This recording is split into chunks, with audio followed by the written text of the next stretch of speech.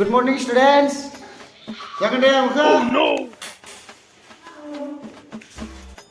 Ambai, ambai homework punya. Labai dah lina nih.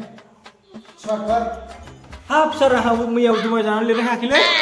Jangan ada nih. Terus beres balik kamu senang kau habis kulin time mana? Jap. Sejeng masa bune, tamra tamra.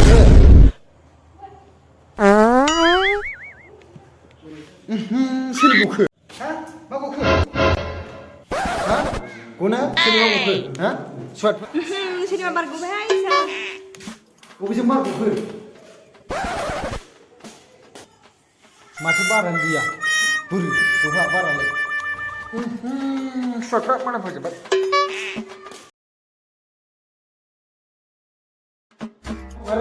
Yang ngesirkau unik style English baik. Kenapa? Haha, nunggu nama Malaysia. Ulang naik.